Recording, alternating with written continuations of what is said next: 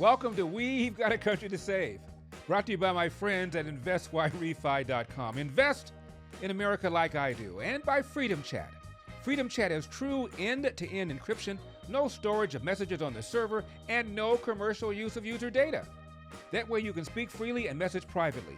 Download the app today and subscribe to my Freedom Chat channel at Larry Elder for exclusive posts and never-before-seen content. We also thank Epic Times, Old Glory Bank, Patriot Mobile, and El Cholo. Be sure to like and subscribe to our podcast. Make sure to follow or subscribe to my channel on whatever platform you are using, whether X, YouTube, Facebook, or Rumble. Be sure to patronize our sponsors so we can keep bringing you videos. And if you don't patronize our sponsors, well...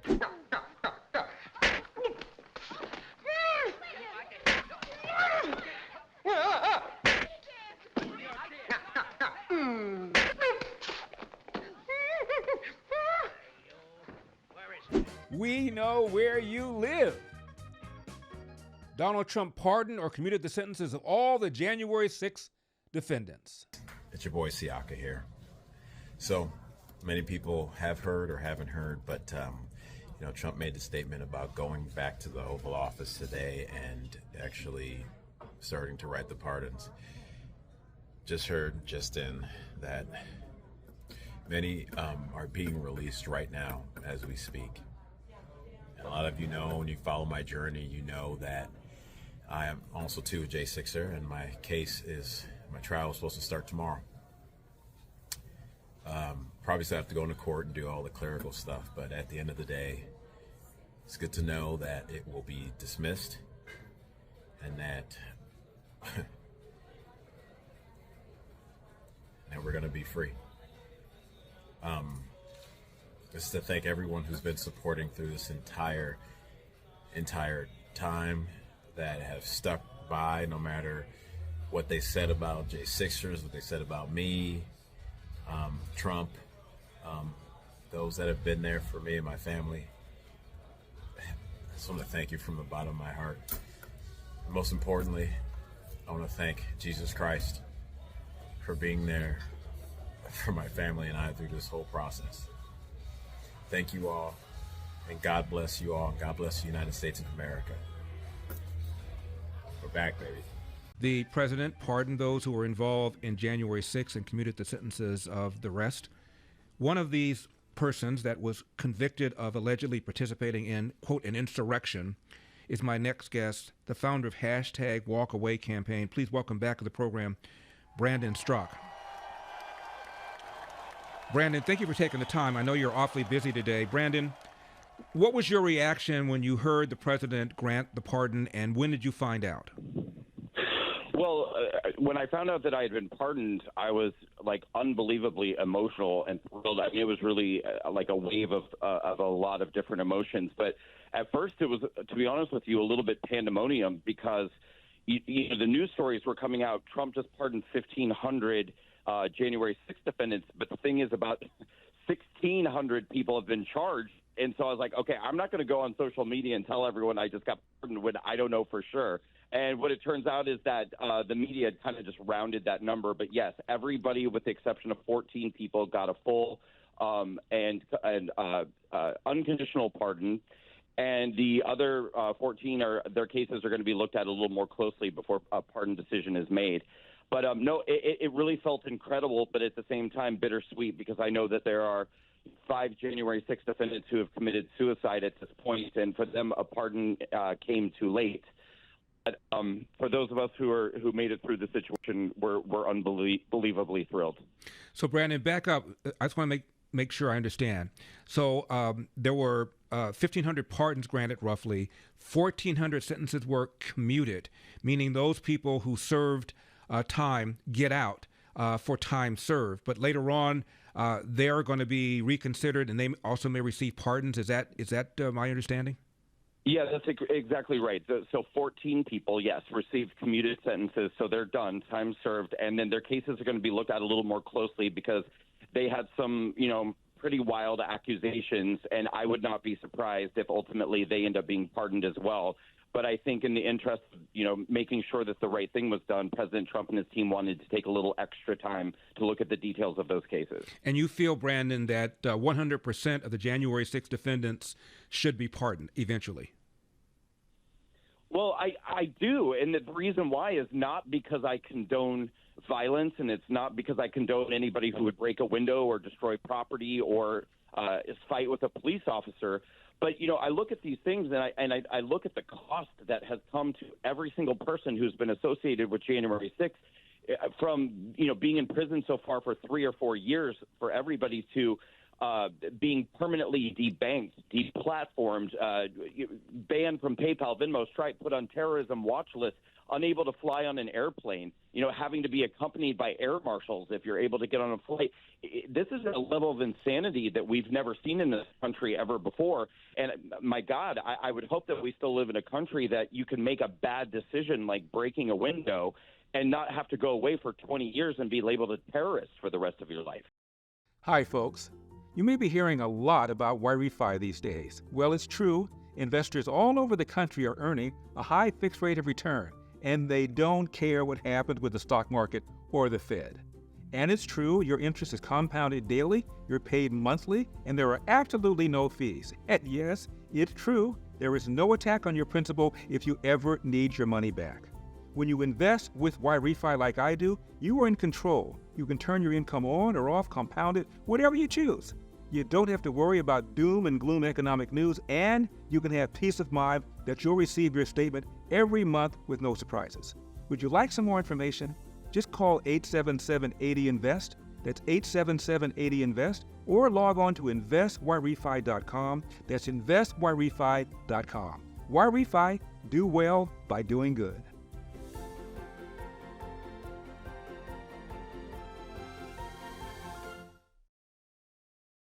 Let me ask you a question.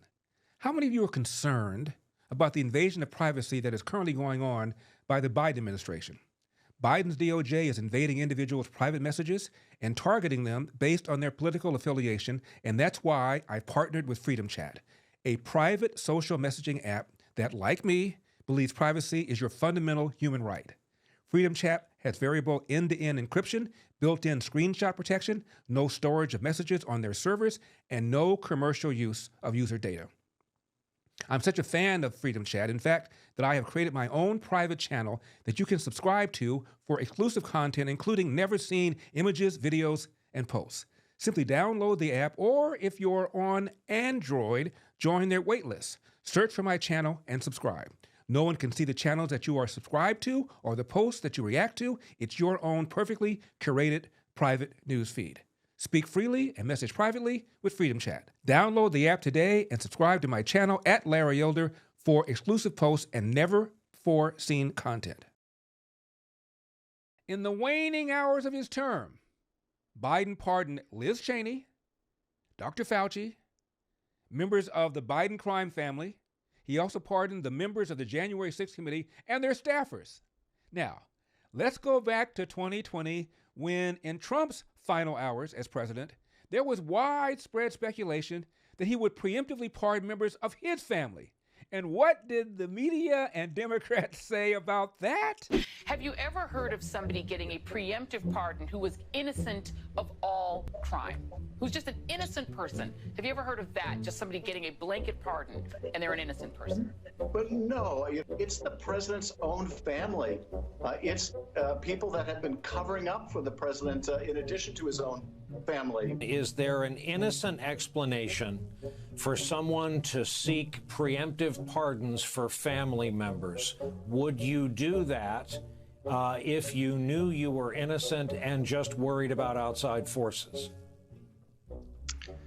The answer to that is going to be no. If you haven't done anything wrong, you sit there and go, what do you need a preemptive pardon for? If he pardons people preemptively, he's essentially telling the public that these people have committed crimes. And we may not be aware of what they are, but the pardon is clear evidence that crimes have been committed. I imagine if he decides to issue these preemptive pardons, it will be cast in a way that he is protecting his family and protecting their reputations from, villainous exterior forces that are against him. First off, we should just take a deep breath and acknowledge the audacity of a president who's so clearly concerned about his own criminal culpability and that of his family members that pardons are a major obsession with him. The idea of a kind of prospective pardon, this sort of permanent federal get-out-of-jail-free card, that seems to be what we're talking about in the case of this, right, with Giuliani and his 3 eldest children who,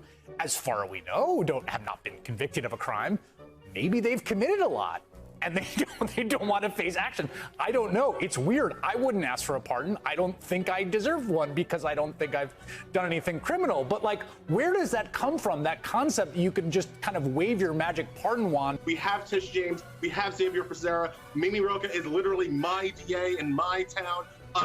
There will be opportunities to prosecute these people regardless if they abuse the pardon power as they are thinking.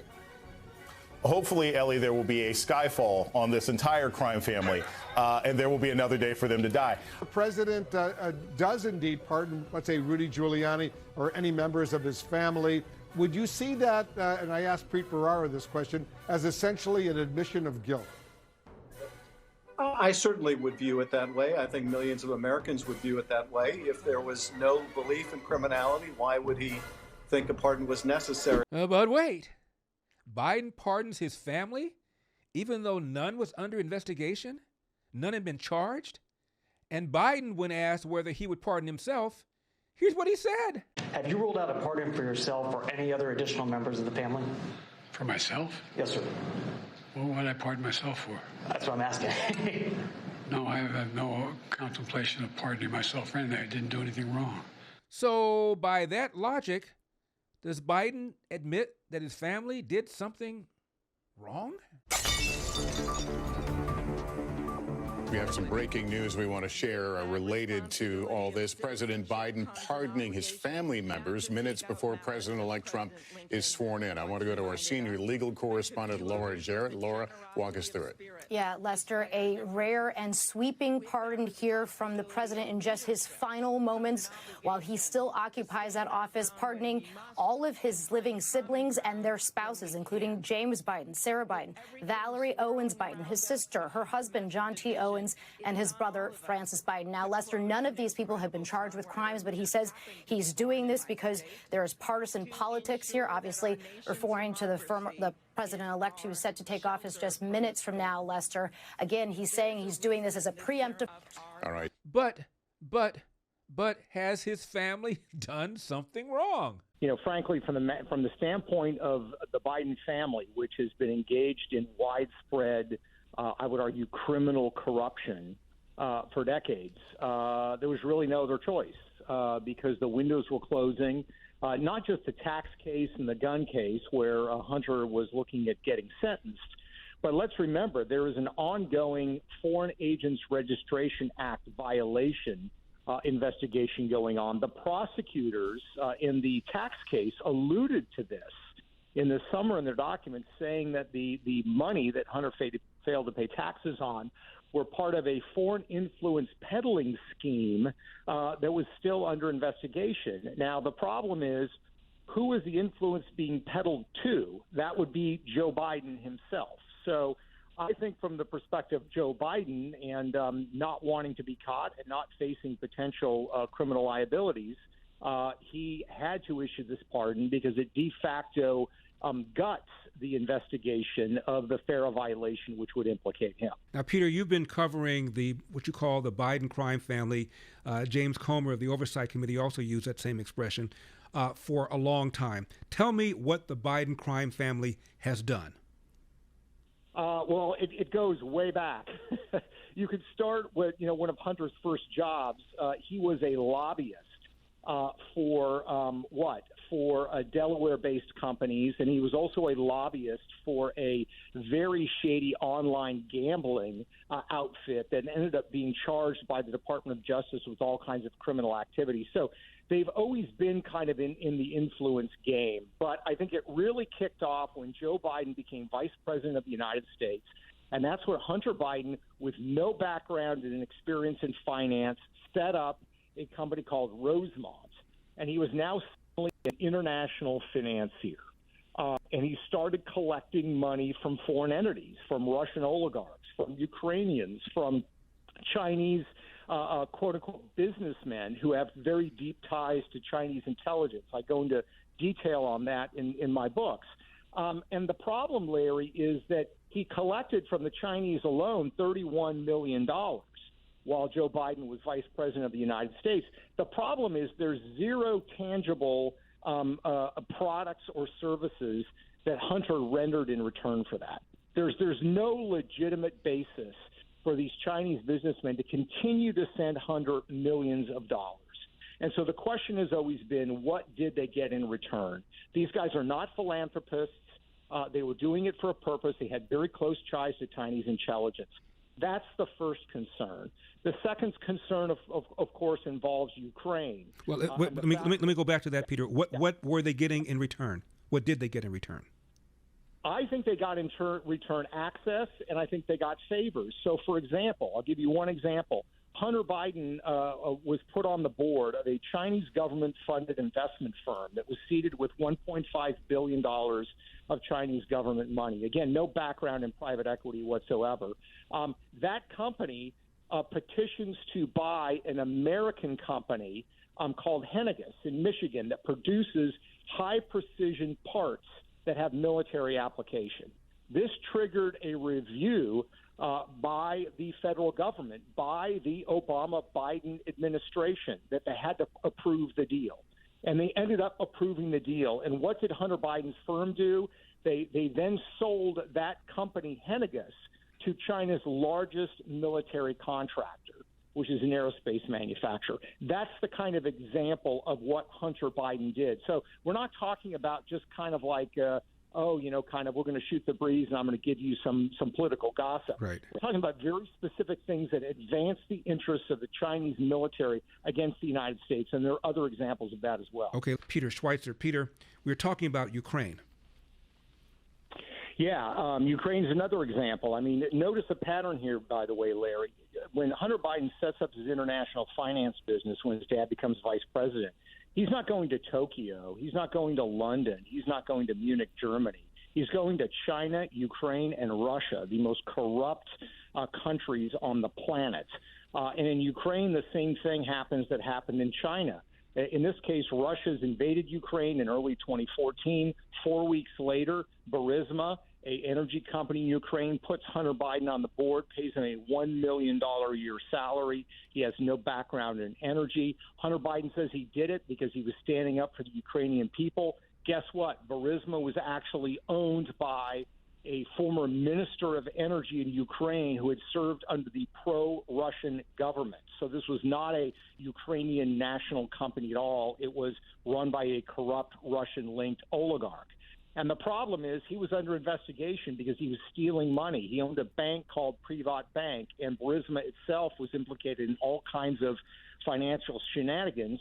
So he was under investigation in London and in Ukraine itself, and he wanted the prosecutor fired.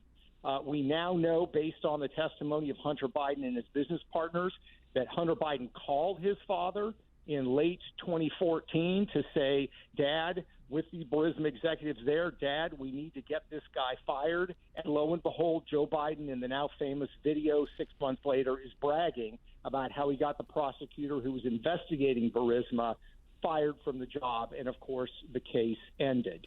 Peter, did Barack Obama, was he aware that this prosecutor was investigating Burisma and that Hunter wanted him fired and that Joe Biden got him fired on behalf of Hunter? Did Obama know this? Well, I think Obama probably knew some of it. Certainly I've reported on some of the corruption involving Hunter Biden and some of the deals involving Barack Obama and some of his friends. So I'm not sure that if he knew about it or not, but I don't think it would surprise him. One person who did know about it, by the way, was John Kerry's stepson, Christopher Hines, was initially involved in Hunter Biden's business. But as Hunter Biden started going off on these crazy deals, Chris Hines stepped away and said, this stuff is too crazy. I'm not getting involved in Ukraine, and I'm not doing the deals in China. So it's very, very interesting This thing was seen as corrupt by a lot of people. The Bidens plowed forward, and Joe Biden not only didn't discourage his son from doing it, he actually encouraged him. He would bring him as vice president of the United States on trips on Air Force Two when he was on official visits, and while he was meeting with foreign government officials, Hunter Biden was trying to cut deals with corrupt businesses or government officials in the countries that his father was traveling in. So we've talked about China, we've talked about Ukraine. What else? So Russia would be another place to look. You had the invasion in 2014 of Russia. The Obama administration, I think rightfully so, is putting sanctions on pro-Putin oligarchs, right? These are businessmen that are operating in the United States and Europe that are linked to Putin, that are supportive of Putin. They start getting slapped with sanctions. Their assets get seized in the West. They can't do business in the West. One of the people who fit that profile, pro-Putin, an oligarch. Her husband had been mayor of Moscow, and there were State Department cables that came out in WikiLeaks that said that Yelena Baturina was linked to Russian organized crime. Well, a few weeks after the invasion takes place and we start slapping sanctions on all these Russian oligarchs, what does Hunter Biden do? He signs a deal with Yelena Baturina. She transfers $3.5 million to one of Hunter Biden's LLCs. And lo and behold, of the hundreds of Russians of oligarchs who get slapped with sanctions and restrictions on their conduct in the West by the Obama-Biden administration, Yelena Baturina is spared and is allowed to continue to do business in the West, even though she was pro-Putin, linked to Russian organized crime, and fit the profile that led so many others to face sanctions. Peter, we need to take another break. According to James Comer, we're talking about $27 billion $27 million ended up in the pockets of various Biden crime family members. I know we've just scratched the surface, but when we come back, I want to ask you something that Joe Biden once said. Joe Biden once said, "Where's the money?" Where's the money, Peter? Yeah, that's one of the abiding mysteries, right, Larry? I mean, so here's what we know. We know that millions, tens of millions of dollars were transferred to the Biden family. It's not speculation. We first, my research team and I, we first broke the story of the Biden foreign deals in 2018 in Secret Empires.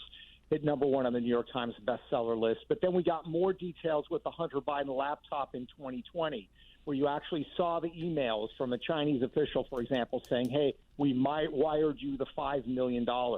We know when Jim Comer's committee, which I think has done a great job, got involved and could actually issue subpoenas and get banking records, that money actually flowed to those accounts in the Biden family. The question is, where did all that money go? $31 million is what we believe came from China. I know that Comer has slightly different numbers. We're basing ours on what was on the laptop. And of course, he's looking at banking records that have been made available to him.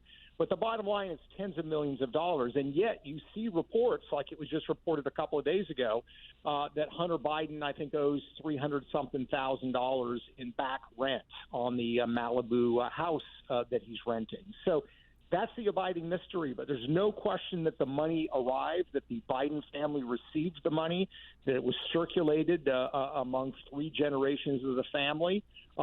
I don't know if it's simple mismanagement. I don't know if the money's being hidden. We have looked long and hard to see if there are any, sort of foreign bank accounts that might be stashed with cash.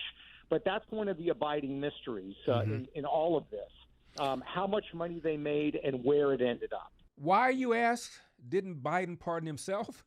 Well, remember what the special prosecutor said when he looked at the documents that Biden illegally had? He said Biden broke the law, but he's an elderly man with a poor memory and no jury would convict him. So Biden is assuming that Donald Trump analyzes it the same way and is not going to bring any charges against Biden. So he feels there's a no-fly zone over him. Now, how many times did Biden say over and over and over again he would not pardon his son, Hunter? Our current president of the United States has so much respect for the law that he has said he would not pardon his son. I mean, again, it's all about the contrast. President Biden saying, I will respect whatever this jury decides, versus Donald Trump after he was convicted on 34 counts, saying the entire system is rigged against him. Their latest attack has been that Joe Biden has politicized and weaponized the DOJ, right? That was the whole argument around Donald Trump's conviction. And this week, of course, Hunter Biden was found guilty, and Joe Biden has very clearly said he would not pardon his son, he would not commute the sentence. How stark is this difference? I mean, how can Republicans keep making this argument now that Joe Biden has really put it out there? Where's Hunter? And he stood there in a courtroom, flanked by his family, and he's accepted his sentence. He's not pardoning his son.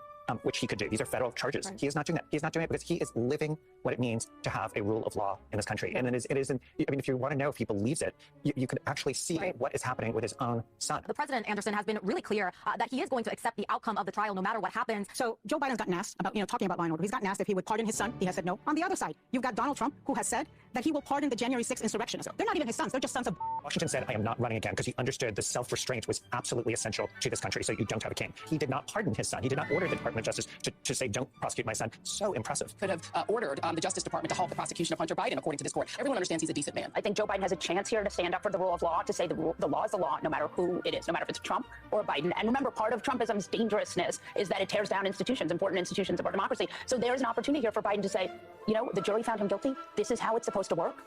Period, paragraph, end of story. Have you ruled out a pardon for your son? Yes. As I said last week, I will accept the outcome of this case and will continue to respect the judicial process as Hunter considers an appeal. The president said he won't touch it. He said he's not going to pardon his son. And it seems that Merrick Garland let it go through. How can the Justice Department be weaponized against Trump when all of that is happening? But Democrats stand for the rule of law. Remember, law and order. And we've been saying that Trump's not above the law, Hunter Biden's not above the law, no one is above the law.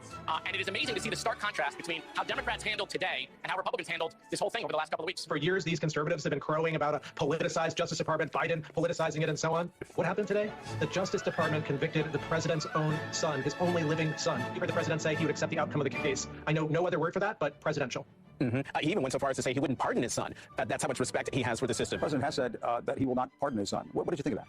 I thought it was extraordinary. I mean, it was a moment of just moral clarity on the part of Joe Biden, and couldn't have been in starker contrast to the way Donald Trump has handled his own conviction. He could still pardon him. He said he won't do that.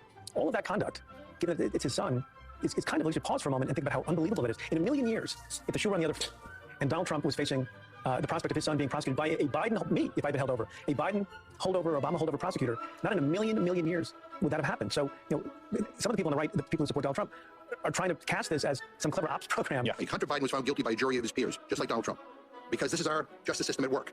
The divide here is stunning, and it's a great reminder that one political party remains committed to the rule of law and the other doesn't. But wait!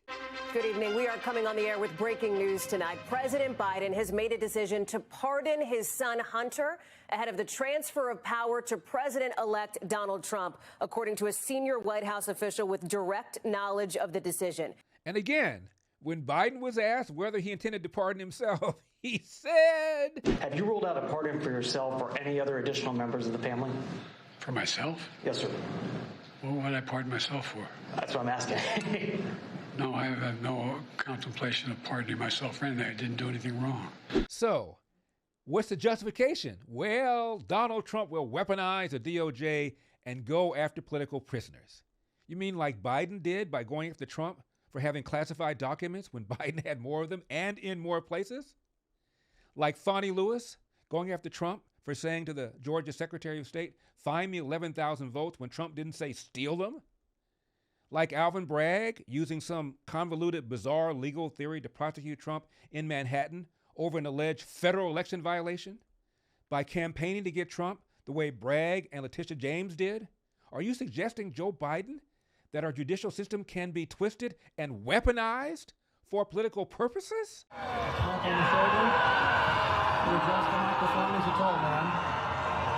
And now there is outrage over Donald Trump pardoning and commuting the sentences of 1,500 people involved in January 6th.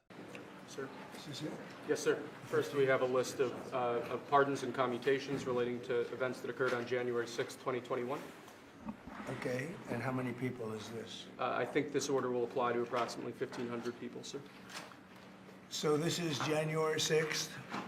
These are the hostages. Approximately 1,500 for a pardon.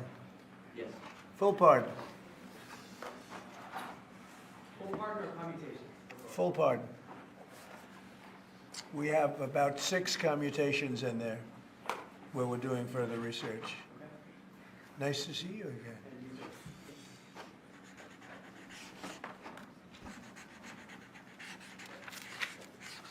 So this is a big one.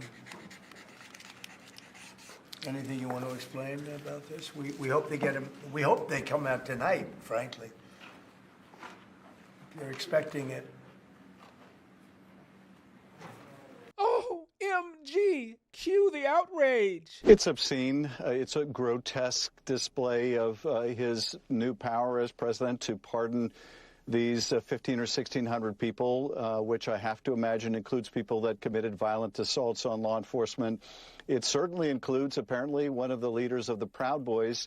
Rather fitting, sadly, that among his very first acts in office is to give a pardon to a white nationalist leader like that. So hard to imagine that we were sitting in the Capitol, the site of that attack, and hours later, the man who incited that attack pardons the people who participated in that attack.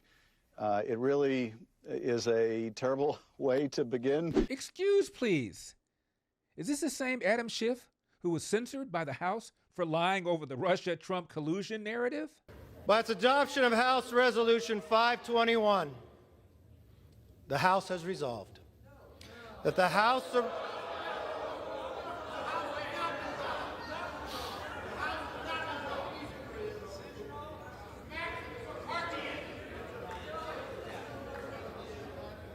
I have all night. By its adoption of House Resolution 521, the House has resolved that the House of Representatives censures Adam Schiff, representative of the 30th Congressional District of California, for misleading the American public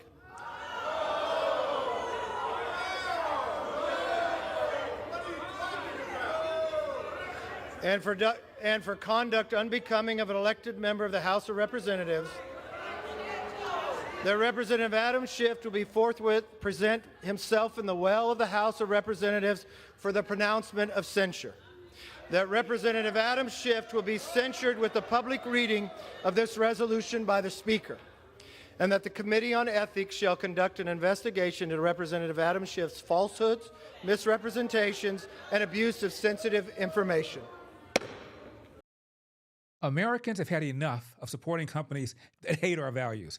Tired of compromise? So am I. It's time to switch to Patriot Mobile, America's only Christian conservative wireless provider. They are an example of putting the cause ahead of profits, and that's why I'm proud to partner with them. Patriot Mobile offers dependable nationwide coverage, giving you access to all 3 major networks, which means you get the same coverage you've been accustomed to without funding the left. When you switch over to Patriot Mobile, you're sending a message that you support the First Amendment, the Second Amendment, the sanctity of life, and our military vets and our first responder heroes. Their 100% U.S.-based customer service team makes it easy to switch, keep your number, keep your phone, or upgrade. Their team will help you find the best plan for your needs. Just go to patriotmobile.com/Larry or call 972-PATRIOT. That's patriotmobile.com/Larry or call 972-PATRIOT. Get free activation when you use the offer code Larry. Join me and make that switch today. patriotmobile.com/Larry, patriotmobile.com/Larry or call 972-PATRIOT. Located in the heart of Sugar House, Salt Lake City, Utah, family-owned El Cholo is a vibrant Mexican restaurant offering a unique dining experience across 2 stylish levels. With a beautiful bar, chic design, and stunning views of the Wasatch Mountains, it's the perfect spot for both casual meals and special occasions. El Cholo can host up to 250 people, making it an ideal venue for events like weddings, parties, or corporate gatherings. Whether you're enjoying authentic Mexican dishes or sipping cocktails like our signature margarita, the restaurant's warm ambiance and prime location attract a diverse crowd, including the University of Utah students who love the flavorful dishes and wonderful, lively atmosphere. El Cholo is a favorite gathering spot for locals and visitors alike. 2166 South 900th East, Salt Lake City, Utah, 84106. Phone number 385-426-2166. Other locations in Los Angeles, Santa Monica, downtown LA, Anaheim Hills, Corona del Mar, and La Habra. elcholo.com. That's elcholo.com. News bulletin for the El Cholo outlet in Salt Lake City. 10% off your check minus alcohol for the month of January. Oh my goodness, Donald Trump is pardoning people who attacked cops. I thought Donald Trump was pro-cop. Sigh. Remember the George Floyd BLM riots beginning in May 2020 that extended for 4 months?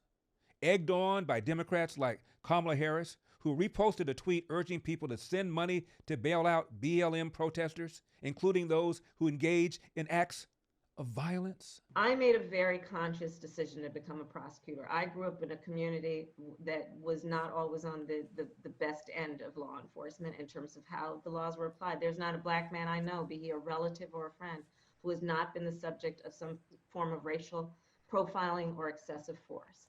So when I made a decision to become a prosecutor, it was a conscious decision, which was to go inside the system and have some leverage there to effectuate change. I say that to say this. The only way we're going to truly achieve change is when there are people in the system who are willing or pushing to do it, and when there are those folks who are outside of the system demanding it. I am very clear that some of the success that we've been able to achieve around criminal justice reform would not have happened in recent years were it not for Black Lives Matter. And the intensity and the brilliance of that movement that forced at least that there would be some counterforce to the status quo, which is so reluctant for change, if not hostile to change. That's what these movements do. That where these systems are so invested and ingrained in what they call tradition, but is status quo, often which can be wrong-headed, these movements provide a counterforce to get us to where we need to be. So even what some might call weak tea proposals by the Republicans right now wouldn't be happening if there weren't these protests in the streets. I'm sure of it. I'm sure of it. I'm sure of it.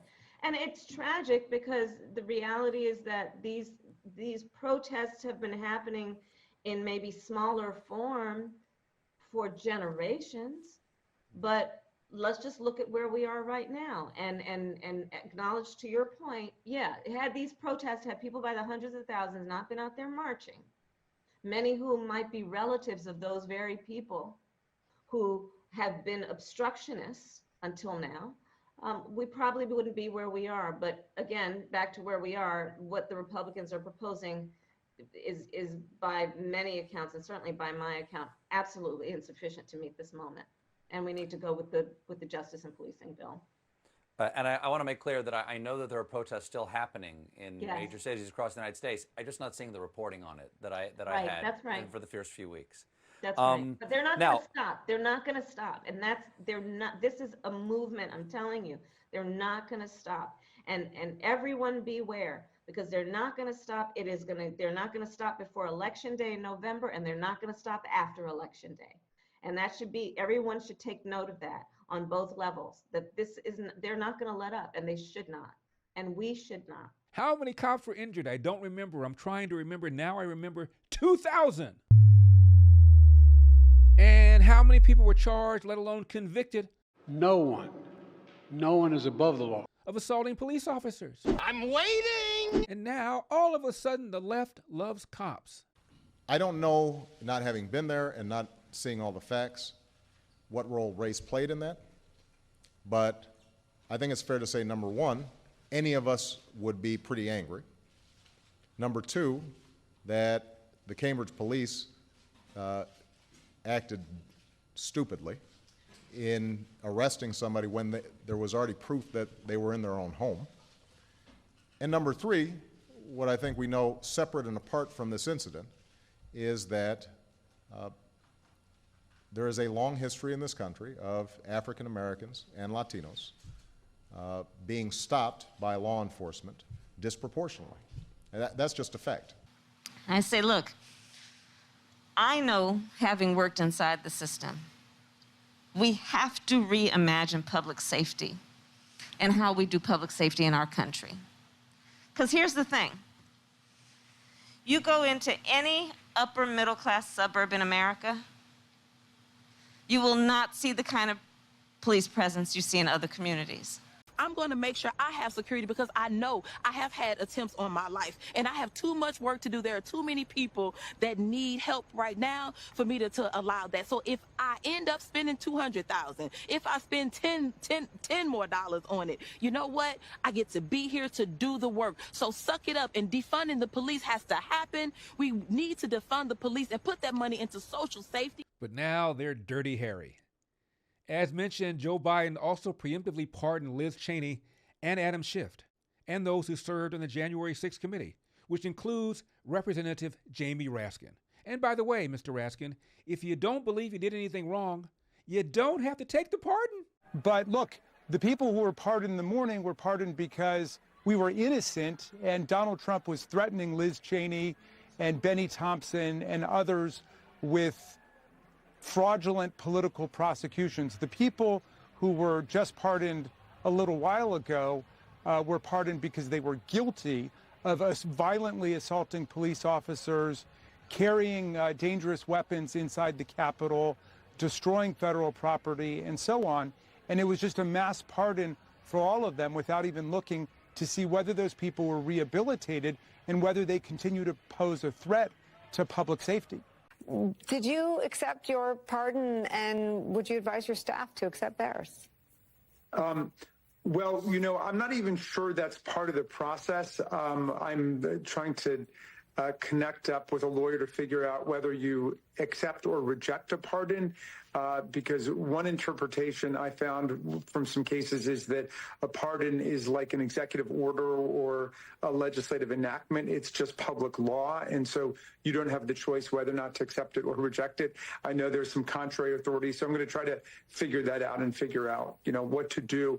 You know, I have felt, as I've said for, you know, many weeks about this now, that we are safe with the speech and debate clause, which protects us against both federal and state criminal prosecution as well as civil lawsuits. Even CNN's John King was outraged over the Biden family pardons. It's just unseemly. If you're going to do it, have the courage to do it in the light of day and explain it to the American people. It's a stain on his legacy to do it like that. Do you ever wake up and realize your life has no purpose? Do I have a death wish? Morgan asked. Maybe I did. I thought this would be our final run ever. We had made millions and millions of dollars, but God had other plans. Peter Lowe, the one-time drug dealer turned pastor, along with two others, will be executed at 12 midnight local time. You can be in heaven, or you can be in hell. The choice is yours. I found Christ in here, and he forgave me. My name is Peter Lowe, and I will be executed in 2 hours.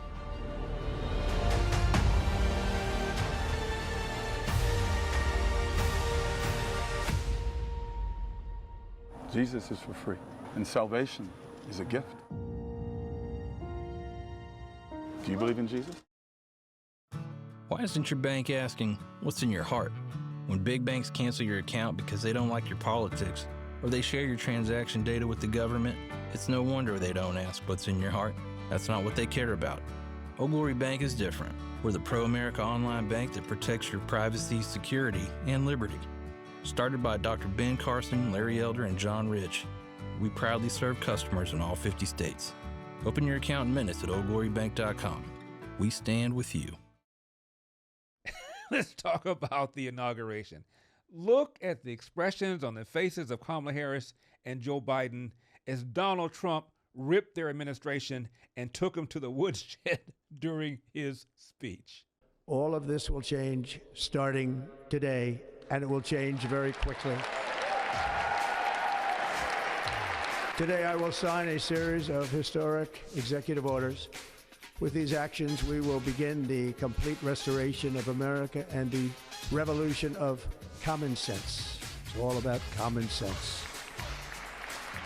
First, I will declare a national emergency at our southern border. We will reinstate my Remain in Mexico policy. I will end the practice of catch and release. And I will send troops to the southern border to repel the disastrous invasion of our country. Today, we will also be designating the cartels as foreign terrorist organizations.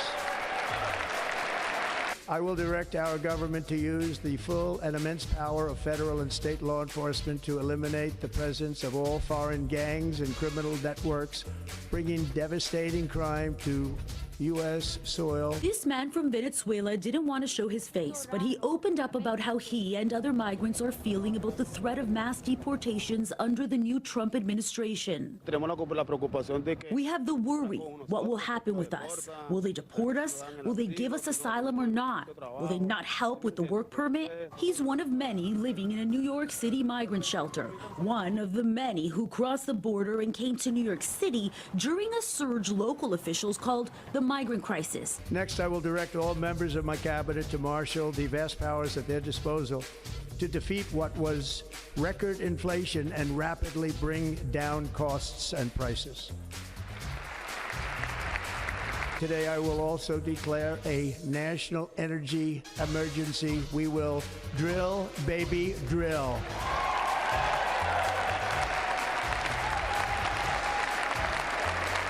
America will be a manufacturing nation once again, and we have something that no other manufacturing nation will ever have, the largest amount of oil and gas of any country on earth, and we are going to use it. With my actions today, we will end the Green New Deal, and we will revoke the electric vehicle mandate, saving our auto industry and keeping my sacred pledge to our great American auto workers. I don't think Americans are making this connection. And the way we can see this in right here and now, take a look at the monthly change in Google searches. Look at the searches for wildfire, up 2,400%. My goodness gracious, this is the most amount of people searching for wildfires ever, going back since Google Trends began back in 2004. But look at climate change. Look at the change. It doesn't go hand in hand with wildfires. It's actually down. It's down 9%. And I also looked in California. There has been no increase in the number of searches for climate change. So the bottom line is this. Americans are definitely interested in learning about these wildfires. They're interested in following the news about the wildfires, but they are not making that connection with climate change. That's the bottom line here. That's Mr. a Berman. really key metric you're looking at there, the connection. Overall, Americans being worried about climate change. What have we seen over time? Yeah, you know, we have seen a lot of extreme weather events over the last few decades, right? Hurricanes, heat waves, wildfires. You might expect that Americans worry about climate change would climb. Climate change worry a lot. You go back to 1991, it was 35%. Now, it was a little bit higher in 2007, a little bit higher in 2022. But look at this. In 2023, the last time we have data, 39%. That is not statistically significantly different from this 35% back in 1991. So despite all these extreme weather events, Americans are really no more worried about climate change than they were, what is that, now nearly 35 years ago? I mean, there's just no real trend line here, Mr. Berman. So the question is why? Why? Why are they not really worried a lot about climate change? It might be because they feel like there's not a whole heck of a lot they can do. So climate change, humans contribute a great deal. Again, there's no real trend line here over the last few years. 2019, 49%, 2020, 49%, 2023, 46%, 2024, 45%. That's actually down 4 points from where we were back in 2019. And so less than a majority of Americans believe that humans contribute a great deal to climate change. So the bottom line is that is a big reason why they don't worry a lot. They just don't feel like they can do anything about it. So the trend line is going down, even as scientists say that the intensity of these storms and these conditions are getting worse. Even as the extreme weather goes up, humans are not exactly as worried about climate change as they necessarily once were. We will build automobiles in America again at a rate that nobody could have dreamt possible just a few years ago. I will immediately begin the overhaul of our trade system to protect American workers and families. Instead of taxing our citizens to enrich other countries, we will tariff and tax foreign countries to enrich our citizens. We are establishing the External Revenue Service. My administration will establish the brand new Department of Government Efficiency. I will also sign an executive order to immediately stop all government censorship and bring back free speech to America.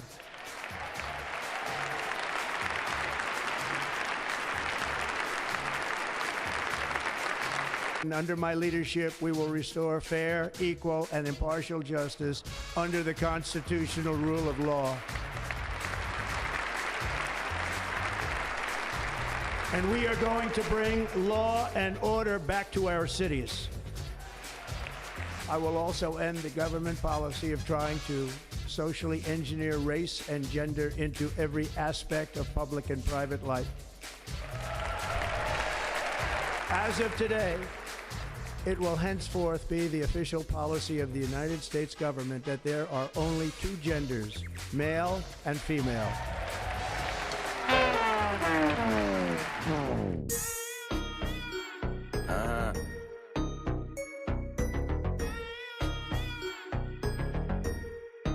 I don't with you. You little stupid ass. Wow. Game with you. You little dumb man. Wow. I ain't with you. I got a million trillion things I'd rather do than to be with you. Little stupid ass. I don't give a. Look, I don't give a about you or anything that you do. Don't give a about you or anything that you do. I heard you got a new man. I see you taking the pic. Then you post it up thinking that it's making me sick.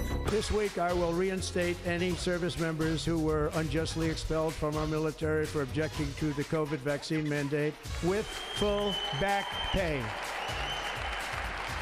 And I will sign an order to stop our warriors from being subjected to radical political theories and social experiments while on duty. It's going to end immediately. A short time from now, we are going to be changing the name of the Gulf of Mexico to the Gulf of America, and we will restore the name of a great president, William McKinley, to Mount McKinley, where it should be and where it belongs. And above all, China is operating the Panama Canal, and we didn't give it to China, we gave it to Panama, and we're taking it back.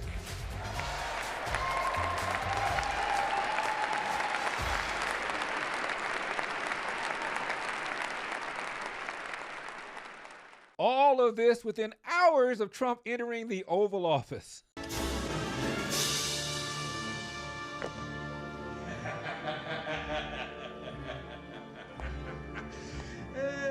What a day.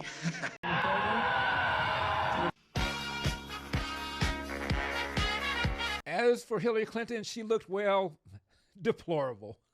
They announced Trump, and Trump went to number one and stayed there for the whole primary, and then we took on Hillary. She didn't look too happy today. We took on Hillary, a very nice person, but we took on Hillary and we defeated Hillary, and then we did much better the second time in 2020. You know, we got millions more votes. And several times during Trump's speech, he was interrupted with applause and people standing. But the only time Biden and Harris stood was when Trump mentioned the hostages in Gaza being released. I'm pleased to say that as of yesterday, one day before I assumed office, the hostages in the Middle East are coming back home to their families.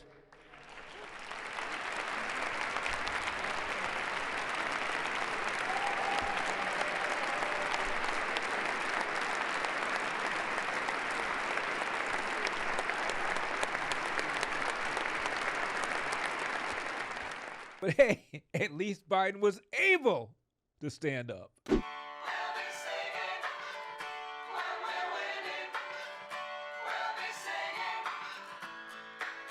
I get knocked down, but I get up again.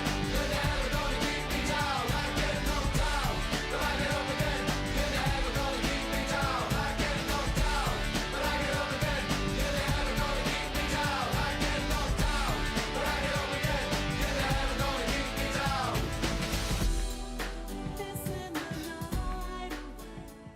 Does the president have the stamina, physically and mentally, do you think, to continue on even after 2024? this question. Oh my gosh, he's the president of the United States. You know, I can't even keep up with it. We just got back from New Mexico. We just got back from California. That is not a question that we should be even asking. Just look at the work that he does. Look how he's delivering for the American public. Look, that article that we're talking about is hearsay. It's salacious. That's not what we care about. Regarding the release of the hostages, would that have even happened had then President-elect Donald Trump not said? On Bibi, we had a very good talk. We discussed what is going to happen, and I'll be very available on January 20th, and we'll see. As you know, I gave warning that if these hostages aren't back home by that date, all hell's going to break out, and very strong. But we generally just discussed, I asked him, where are things? Mike Waltz they're doing a great job, by the way. Everybody is very happy. I think he's doing a fantastic job. But he was very much involved in the call. But it was a recap call more than anything else. Just one last one on this. When you say that there will be hell to pay if the hostages are not released before January 20th, what does that mean? Well, they're going to have to determine what that means. But it means it won't be pleasant. Mr. President, It's not going to be pleasant. Corinne, we're sort of dancing around who gets to take credit for this deal. No one's dancing around here. Colleague at the State Department briefed our colleagues that President Trump was critical in getting this deal over the line. Do you not agree with that statement? I mean, look, I'm not going to speak to a random person. I don't know who this person is. I'm not going to. Oh. What I can say is, look, obviously Matt Miller will speak for himself. What I can say is there are steps that were taken here that is really important and critical, and that started with this president starting a framework that was agreed upon by the world back in May. And that was because of this president. That was because he was able to lay out his thoughts, his thinking on how to move forward with this negotiation. What I said before, this is someone who understands foreign policy as I'm talking about the president. He understands how difficult it is, and this was not an easy one. And so he has the experience. He was able to get that going, to get that started. And get this breaking news. Right now, Trump's approval ratings are the highest of his political career. More people approve of Trump than disapprove of him for the first time. Meanwhile, Biden is leaving office with the lowest approval ratings of any modern president. I never called Donald Trump a fascist based off anything I heard from Democrats. I said that because of things I heard come out of Donald Trump's mouth, right? But guess what? I don't even know if I believe it anymore. And you know Talk that only because of how they're acting. I'm like, well, maybe it ain't that much of a threat. Exactly. You know what I'm saying? They lied to you. And by the way, that don't change my vote. I would have still voted for the vice president. Right. But it's just like.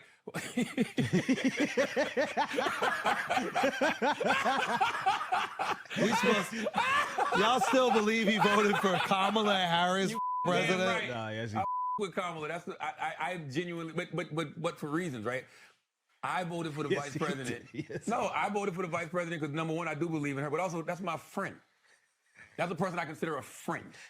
You not gonna support your friend for president? Yo, you really think that Charlamagne voted for Kamala Harris for president? Absolutely. Because back in 2020, when y'all didn't even know who Kamala Harris was, and when she ran for president the first time, I was out there on the campaign trail with her. Donald Trump is about to take office for a second term after an electrifying campaign and a landslide victory. A new era is upon us. America has been unburdened by what has been. I'm here to find out what people are most excited about or most afraid of as Trump prepares to lead the country once again. Let's find out. I'm excited about it personally. I think that Trump will lower taxes. I'm looking forward to that. I work in finance, so particularly for the company that I work with, he probably saved us $50,000, $60,000 a year. What are some policies you would love to see Trump implement over the next 4 years? Ban on abortion. I'd like to see that. And then just less woke stuff. Woke is bull. I think it's a good thing, though, for the community, for everybody, really. Biden this up, bro, but we're going to get it back together. You know what I'm saying? It's just very frightening. It's very frightening. I don't know if it's for the good, for the bad. I guess we just all have to be courageous enough to weather through it. What are you most afraid of? His changes. I'm most afraid of his changes. I mean, we're pretty liberal out here. Everybody has free will, and I'm really nervous about if that's going to change. Is there any policy in particular that he's talked about you don't want to see him implement? Deportation. And why is that? It's the American dream. Everybody has an opportunity when they come here, and that's frightening. Get them their Social Security numbers, allow them to work legally. The deportation and how it was done the first time, where children were separated from their parents. That was heart-wrenching, absolutely heart-wrenching. I'm excited. I'm excited too. I think we've needed a big change. I've already seen some positive impacts in some of my financial stuff. Quite honestly, I think the last 4 years haven't been good for anybody. So I'd say it could go in any direction, and I have friends who are staunch Republicans and staunch Democrats, and the Republicans are ecstatic and the Democrats are virtually suicidal. I think Trump is a piece of garbage. And why do you think that? Because he is. Do you want to talk more? I like Trump. I mean, I've been following Trump since the art of the deal back in 1992. I think he's a great businessman. Trump brings a lot to the table when it comes to politics. One thing I will say about Trump, when he was in office, money was flowing. Well, I think it's a breath of fresh air to finally see things coming back kind of the way they were. Trump is threatening Canada with tariffs and stuff, so a lot of people are upset about that. But in Canada, we're just in the process of getting rid of our semi-communist Trudeau. I'd have to say I'm excited only because, I mean, obviously we haven't seen the best over the last 4 years, so. The country right now has a lot of people on the streets, like everywhere, all over the world, like almost like a pandemic. I just hope it's good for the country. I just hope it's good. I hope whatever he does or whatever, God has him there for, just something good for everybody. That's what I would say. I'm kind of excited for it. I feel like he did a lot of good. I hope he does as good as he did the first time with our economy and the deficit. I think he also did a really good job because he didn't take pay while he was in office. When he was elected, I was inconsolable. I could not believe that more than half of the United States voted for a convicted felon. He's a criminal. Why do you think more than half of the United States voted for him? I think the Democrats could have done better. I think switching Biden and Harris, I think that was, I don't know how good that was. I was for Kamala. I'm for anybody except Trump. I'm looking forward to the future. If you could have it your way in any way you want, what policy would you implement or would you have him implement? I want more healthier foods out there. I want the fast foods to get thrown away, I'm tired of McDonald's, Jack in the Box, Wingstop. Are you saying you want to make America healthy again? Make America healthy again. That sounds good. I'm not against it. I'm excited, It's going to be a good 4 years, the upcoming years. That's all from Los Angeles, where the homeless outnumber the voters, and it's still a blue state. This is Willie Nelson, your man on the street. Poor Democrats. We are on the eve of an authoritarian administration. This is what 21st century fascism is starting to look like. Republicans really model themselves after Orban's Hungary.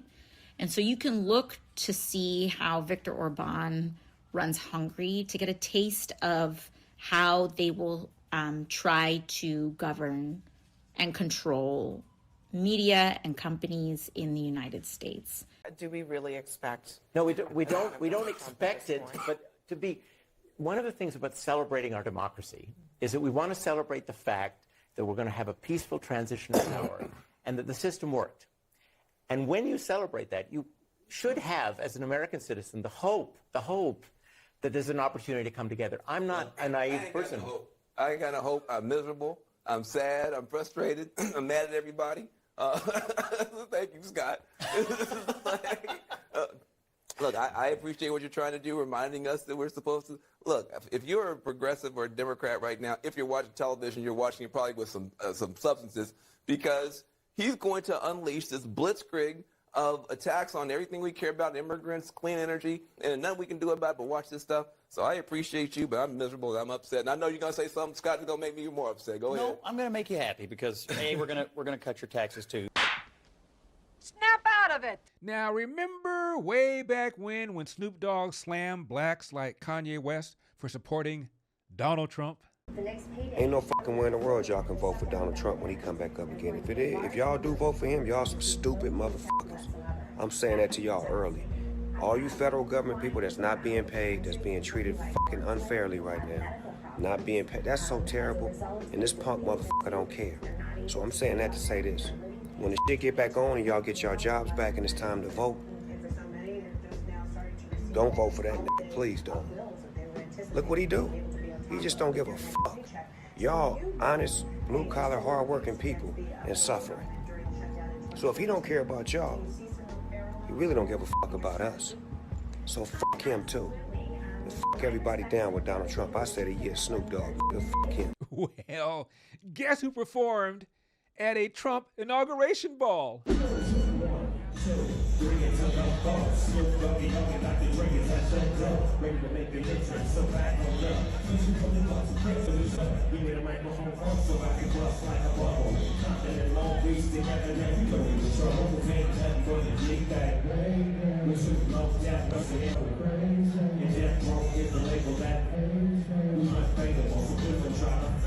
Now, some members of Snoop Nation are outraged.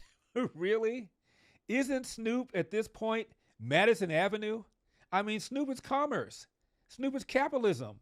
Why are his fans butthurt over Snoop supporting Trump? Snoop does beer commercials, cellular phone service commercials, game shows, cooking shows with Martha Stewart. He flag waved at the Paris Olympics. He did Chrysler commercials with Lee Iacocca. Hey, D-O-double-G is the establishment.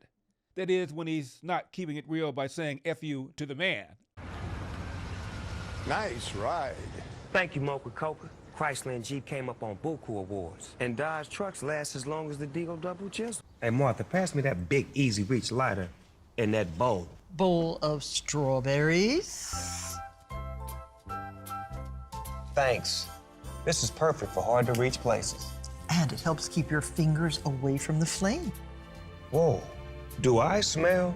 That's right. Fondue time. Today I'm in the spirit of Mona Lisa. I am Tony Lisa.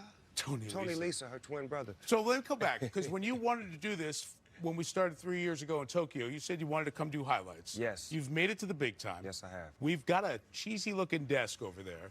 We've got a sportscaster jacket. You ready to do the best of the weekend? Mike, let's step our game up. Let's go. Here we go. It is Snoop, the sportscaster. Check out Mahomes' top 3 plays of the day.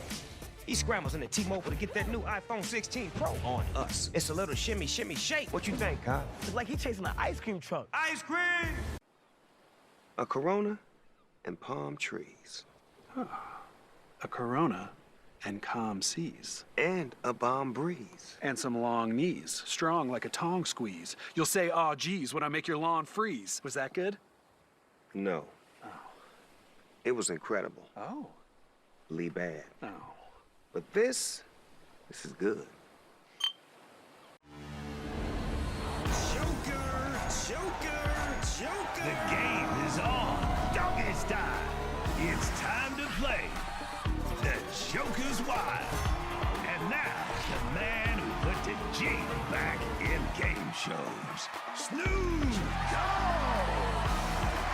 What we got playing with us today? From F Donald Trump, F America, F the police, and women are B's and H's to more money, more money, more money. At this point, Snoop is about as black as Mitt Romney. Is this a great country or what? If you opposed and stood up against Trump in 2017, but you were there now, if you spoke up against Trump January 7th, 2021, but you were there now applauding him like a trained seal, Donald Trump has not changed. You've changed. Yeah. Damn! But Snoop, Nelly, and black entertainers who performed at Trump inaugural events got slammed by The View's Sonny Hostin. There are these black performers. You mentioned that there were entertainers at the inauguration. There are these black performers that were performing for Snoop Dogg, Nelly, a couple of others. And I saw Keith Boykin, a friend of mine, say something that I thought was really important, and I wanted to play that clip. If you look at Donald Trump, the man who would refuse to rent to black people in the 1970s, who tried to lead a lynch mob against 5 black and brown kids in the 1980s for the Central Park case, who refused to allow black casino workers to have a prominent place in his casinos in Atlantic City in the 1990s, who spent 5.5 years lying about Barack Obama's birth certificate in the 2000s, who came into office and then attacked black people like Colin Kaepernick, who attacked Ruby Freeman and her daughter Shay Moss for simply doing their jobs as Fulton County election workers. You dishonor those people when you go and perform for this man who has done nothing but dishonor black people. Even though I didn't watch any of the balls or anything, I think what Keith said is so important for us to remember, that this is who Donald Trump is. On the other hand, CBS's Gayle King ripped the Trump inauguration for not having enough, quote, people of color, close quote. I have to say, I'm looking at this crowd. I do not see many people of color. Has anybody else besides me observed that? I'm fascinated by why that is. On Martin Luther King Jr. Day. She's my daughter. I said I want the truth. She's my sister. She's my daughter. My sister, my daughter. I said I want the truth. So you're damned if you do and you're damned if you don't. Condi Rice and Colin Powell, who served in George W. Bush's administration, got ripped by Harry Belafonte. My comments about General Colin Powell is really not a personal confrontation. Black Americans and many peoples of color have always taken great pride in what those of us who have come from a history of oppression have achieved. And when an individual breaks through and comes into the place where decisions are made that can make a difference, we then have high expectations. Once that is rejected by those who have acquired this position, we may sit in quiet disappointment. But when the person who achieves that distinction then puts him or herself in the service of our oppression and those who create new ways in which to oppress us, that is morally unacceptable. And that is my argument with General Colin Powell and Condoleezza Rice. As mentioned, Nelly also performed at one of these Trump events, but he had a response to his critics. I would ask them to show me where he's a white supremacist. And here's the thing. Okay, I get it. He did say, if you don't vote for me, you're not black, right? Oh, no, that wasn't him. That wasn't him. Hold on. I'm trying to think. Hold on. He did create I know where you're going. He did create the crime bill in the 90s, which said that if you get caught with 5 grams of crack, you do a mandatory 5 years. That had mass incarceration. I think even the Vice President Kamala spoke on that part, that said that the crime bill played a huge part. He didn't do that. Let me see. What did he do? I'm trying to think. The white supremacist. Hold on. I'm gonna get to it. Okay. He did not rent to black people. What was it, in the 70s or the 80s?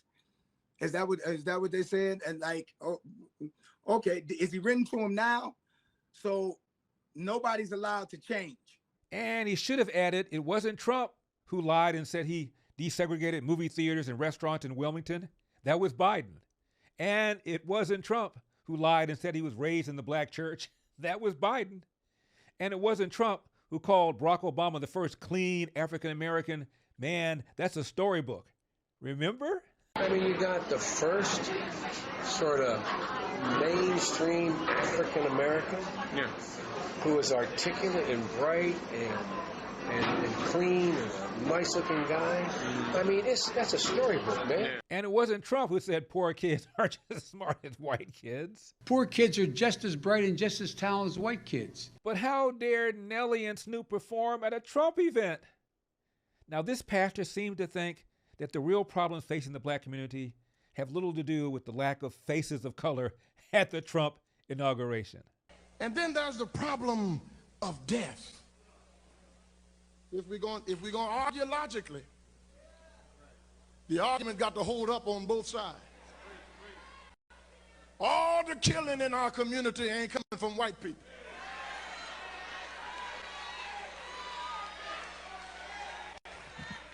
Come on, say amen if you can. We are killing one another. Our old people are scared to get out at night in their own community. They're not scared of white people. They're scared of young black boys on the street.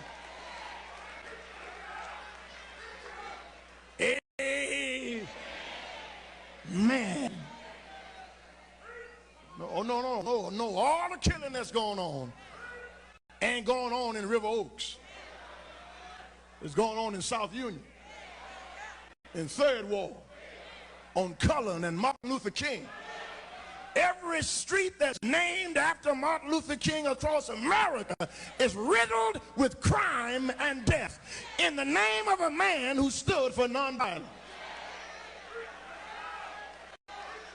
The church has got to accept some responsibility, because we in here singing and shouting on Sunday morning.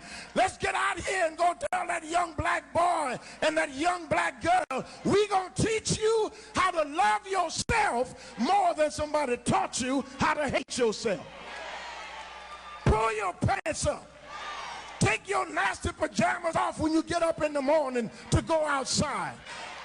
Wish I had somebody to help me. Act like you got good sense. Talk like somebody's raising you.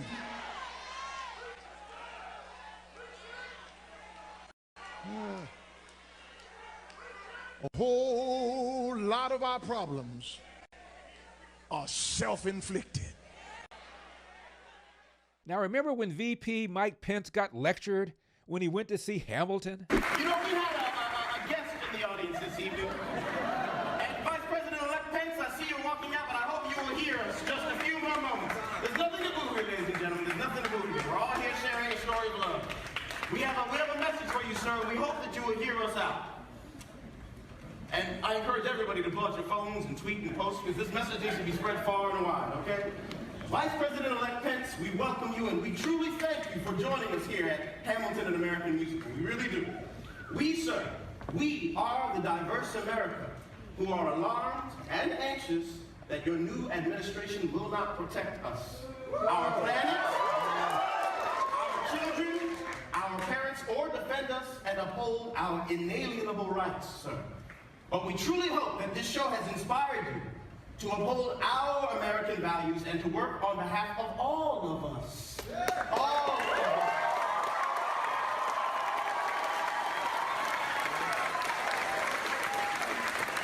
Again, we truly thank you for sharing this show, this wonderful American story told by a diverse group of men, women of different colors, creeds, and orientations. Here we go again. In the name of our God, I ask you to have mercy upon the people in our country who are scared now. There are gay, lesbian, and transgender children in Democratic, Republican, and independent families, some who fear for their lives. And the people who pick our crops and clean our office buildings, who labor in poultry farms and meat packing plants, who wash the dishes after we eat in restaurants and work the night shifts in hospitals, they may not be citizens or have the proper documentation, but the vast majority of immigrants are not criminals. They pay taxes and are good neighbors. They are faithful members of our churches and mosques, synagogues, wadara, and temples. I ask you to have mercy, Mr. President, on those in our communities whose children fear that their parents will be taken away, and that you help those who are fleeing war zones and persecution in their own lands to find compassion and welcome here. Our God teaches us that we are to be merciful to the stranger, for we were all once strangers in this land. May God grant us the strength and courage to honor the dignity of every human being, to speak the truth to one another in love, and walk humbly with each other and our God for the good of all people in this nation and the world. Amen.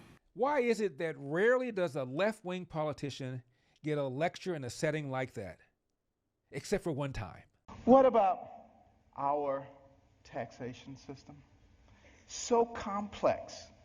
There is no one who can possibly comply with every jot and tittle of our tax. If I wanted to get you or you, I could get you on a tax issue. That doesn't make any sense. What we need to do is come up with something that's simple. And when I pick up my Bible, you know what I see? I see the fairest individual in the universe, God, and he's given us a system. It's called tithe.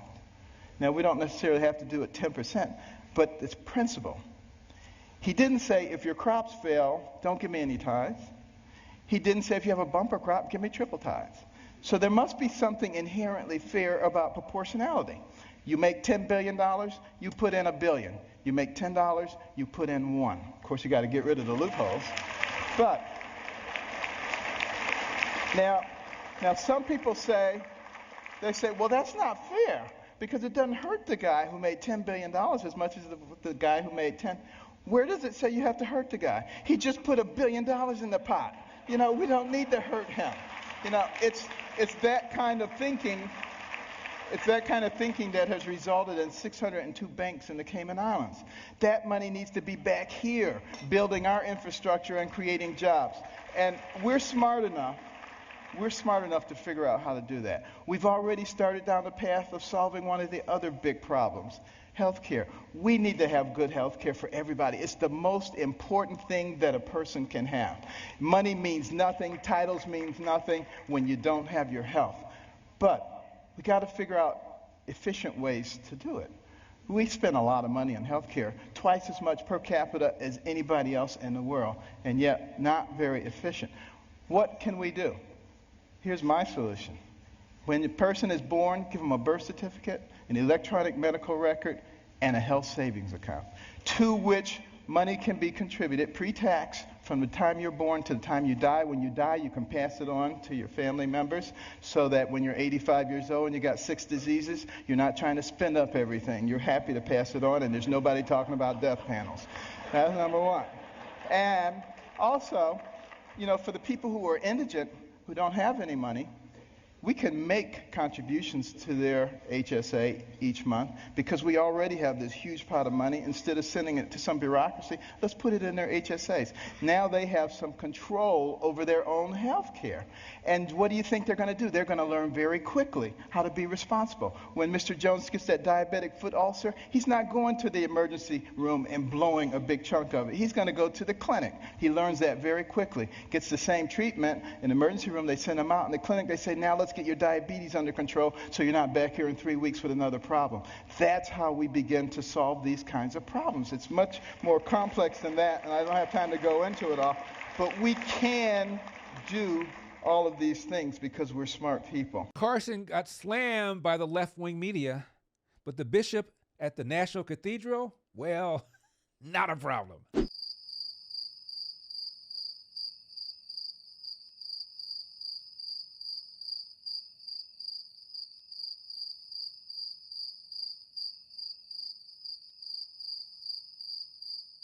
Finally, this is why we need school choice. I give you the mayor of Philadelphia. Let me hear you all say, E-L-G-L-E-S, Eagles! Let's go, Birds! Say that one more time. E-L-G-L-E-S, Eagles! Yikes. Now, not all dogs are created equal. Some struggle. Oh my God. Bruh, slow down.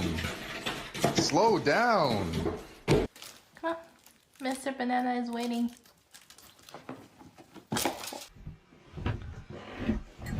Does it meet your standard of surfing, chick?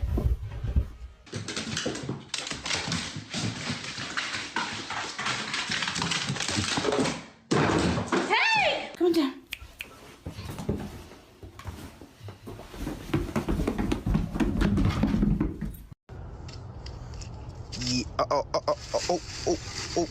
And some should get a gold medal for extreme sports.